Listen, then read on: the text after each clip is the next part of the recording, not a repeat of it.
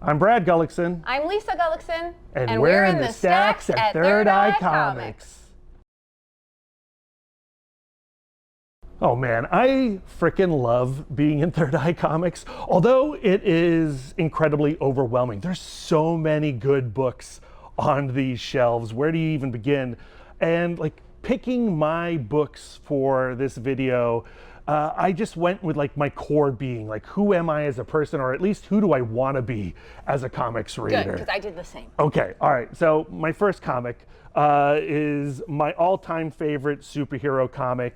It is All-Star Superman by Grant Morrison and Frank Quitely. You know, I think most people who have been reading comics for the last 20 years have encountered All-Star Superman in some way, but maybe not, maybe not. I'm sure there's lots of potential new readers here for this book, especially with the movie coming out, or with the movie out already from James Gunn. This story is about a Superman that is dying. Kal-El has been overly radiated by Earth's sun, and he's only got a year to live, and he's got to leave us in a better place than where he found us. And what All-Star Superman is ultimately about is humanity's pursuits. We could strive to be the Lex Luthors of this world, or we could strive to be the angels of this world, the Supermen of this world. And I would rather chase Superman than chase Lex Luthor. It's very easy to fall into Lex Luthor mode. It's much harder to walk in the footsteps of Kal-El. It's also a really weird book. It very much celebrates the Silver Age of Superman, when he would like have a lion head or turn into a bug or date a merwoman. Yeah, and Grant Morrison loves all that stuff that he grew up reading as a child, but they wanted to update it and make it still like a very contemporary book.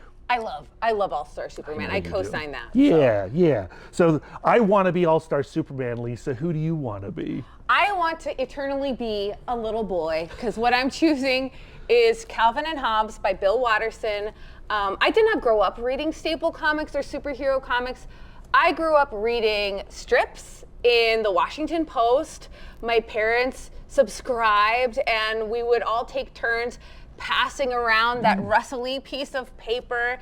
And I loved all of the funny ones. Like I loved Garfield. I loved Kathy, even though I was like 10 and I was like, I relate to this middle-aged woman. But Calvin and Hobbes was particularly special, and our obsession poured over into the omnibuses. They were not this format. This is actually really nice, like to hold. This is like a digest size. This is actually when I started reading Calvin and Hobbes with this version, which only came out like a couple years ago. Yeah, to get to know your wife better. Yep. But like to me, like the nostalgic format is like those oversized rectangular Calvin and Hobbes that would flop over our lap. And I think like a lot of my vocabulary came from Calvin and Hobbes. Even though he was a child, he was extremely sharp. I think also my sense of humor, my sense of imagination is greatly influenced by Calvin and Hobbes. You're a questioner too, and I think that comes from Calvin and Hobbes. Well, like, you know, there is all of the kooky stuff, like the snowman and the transmogrifier, but I think what really stuck with me is it was a boy and his best imaginary friend walking around and talking about the meaning of life, but the meaning of life through the perspective of a myopic child. Yeah. You know? The way you talk about Calvin and Hobbes really makes me feel bad that I haven't read more Calvin and Hobbes. I've read almost this much. I haven't even finished this yet. Yeah. Like there's one in particular where like Calvin is like, you know, what's your life goal? Like what is your pursuit of happiness? I can't remember the wording exactly. And, you know, Calvin has all of these big dreams, and then he's like, what are your dreams, Hobbes? And he's like, my dream is to finish this sandwich. And Calvin is of course disappointed, and Hobbes is like, well, my dream came true. Yeah. So enjoying the sandwich is something that really has stuck with me. Great pick, Lisa. Thank you. Okay, all right, boom. Usagi Yojimbo from Stan Sakai. 40 years of Usagi Yojimbo. Stan Sakai still making comics starring the Rabbit Ronin. The 10,000 Plums arc that just wrapped up is fantastic. Stan Sakai has not missed a beat. He's as good today as he was when he launched Usagi. The other day I was in the comic book store, and this incredibly handsome young, like 20-something walked in, and he was saying how he had just come back to comics. You know, he had gone to college, he had left comics for a little while. I was like, that's what happened to me. I left comics for a little while, but he was back and he was looking for, you know, recommendations, and he was browsing and he saw the 10,000 Plums issue of Usagi Yojimbo. And he's like, you know, I've always like been curious about this book. It's been around forever, but I've never read it. Like, I like Akira Kurosawa. And I said to that kid, I was like, yo, this is Akira Kurosawa. Like, Usagi Yojimbo is Toshiro Mifune, just as a rabbit. He's wandering feudal Japan. He's getting into adventures. He's getting into trouble. He's fighting supernatural creatures every now and again. But it's the cartooning. You know, Stan Sakai does it all. The pencils, the inks, the letters. It's a pure cartoonist expression. And you can pick up any issue and start there. It's so new reader friendly. I really think you could go to your local comic book store. You could come to Third Eye today, pick any book off the shelf, and you will have enough information to enjoy that single issue or that trade paperback. So many of our volumes of Usagi came from this store. They did, because during lockdown is when I decided to finally read Usagi Yojimbo from the beginning, or at least from the Dark Horse beginning, this Saga book 1 here. There's earlier comics from Fantagraphics that are also really good, but I feel like it's with this book that Usagi Yojimbo takes off. And during lockdown, I called up Steve and I said, can you ship 7 of these volumes to our apartment? And they did, and they saved me. I mean, they saved us. Yeah, I love it. Please buy Usagi Yojimbo. It's been around for 40 years, but I know not every single person on the planet is reading this yet. Which is a shame. And everybody should be. Yes. So. And this contains the second hottest single issue, the tea ceremony, yes, with Miyamoto Usagi and Lady Tomoe, and their unrequited love. Well, requited love, but non-consummated love. They haven't boned down yet. Exactly, and which is shocking for rabbits, right? But that is the second hottest comic of all time. So I'm going to do the first hottest comic of all time, which is Saga of the Swamp Thing by Alan Moore, with art by Stephen Bissett and John Totalben. And I freaking love this book. The issue that I'm referring to is the one in which Abby eats the tuber. Yeah, I know. And goes into the Greene. Yeah. It's such a beautiful dream sequence. That is a sexy comic. It is so hot. It's weird, but it's super sexy. I love an interspecies relationship, and I love the romance in Swamp Thing. But for me, what I love about Swamp Thing is what Alan Moore brought to his story is when Alec Holland went into the bog, went into the muck, he in fact ceased to be. And then from the muck rose Swamp Thing, a completely new individual who had the memories of Alec Holland. So he believed that he was Alec Holland, but he only found like true happiness and true fulfillment when he released that previous version of himself and leaned into his new and true nature. Swamp Thing is the plant that dreamed it was a man. And what that does for me personally, it reminds me that I am not the narrative that I tell myself. I don't have to stick to being any past version of myself. Every day is a new opportunity to reinvent myself. And so returning to this book and returning to this character really reminds me of that. Plus, the art is stunning. There are horror elements, there are superhero, supernatural elements, there are sci-fi elements, there's romance, and there's tuber sex. There's tuber sex, which I'm super into. And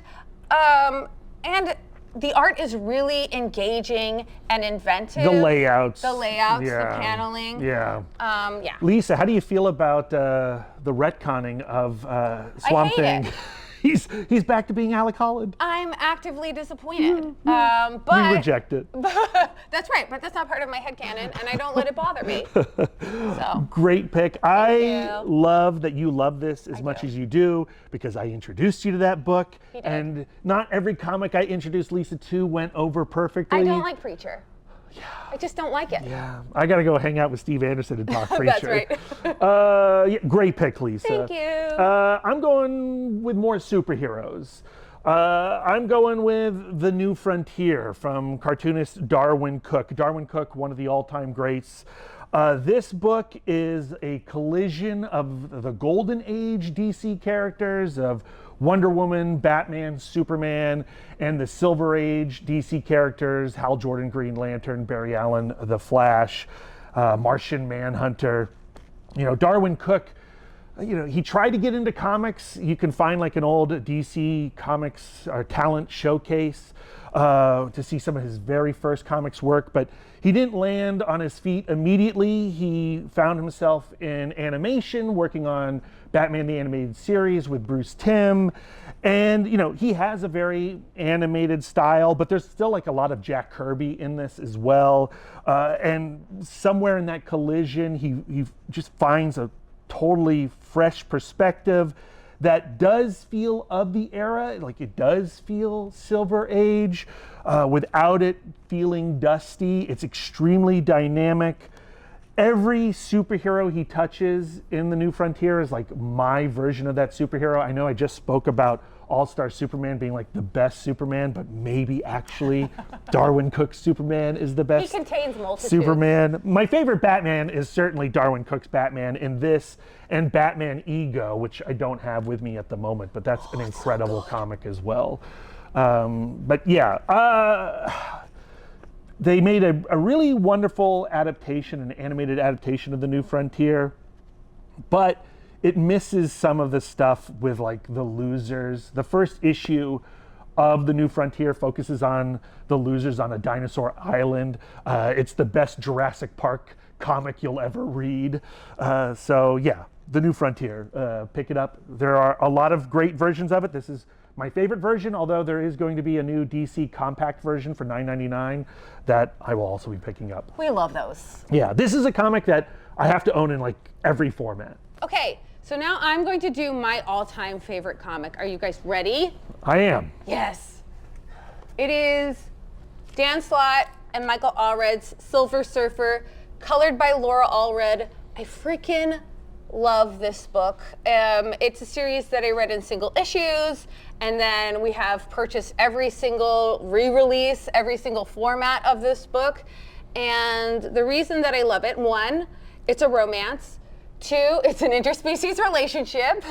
And three, as much as I love Norrin Radd, and there are ways I would like to be more like Norrin Radd, I really do relate to Don Greenwood, who is the human character. So Dan Slott is a huge Doctor Who fan, and so there's a lot of like Doctor Who companion energy in the relationship. I think it kind of begins It starts there, but there. it becomes so much bigger and so much broader. But the first thing that Don ever says to Norrin, even though he is this cosmic being, is, "I'm Don Greenwood, and I'm here to save you." And they go on these adventures through outer space, and she's always up to help. Like, even though she doesn't have powers, she doesn't have super strength, she's not super smart. You know, I mean, she's plenty smart, but she's no genius. You know what I mean? She's not Reed Richards, thankfully.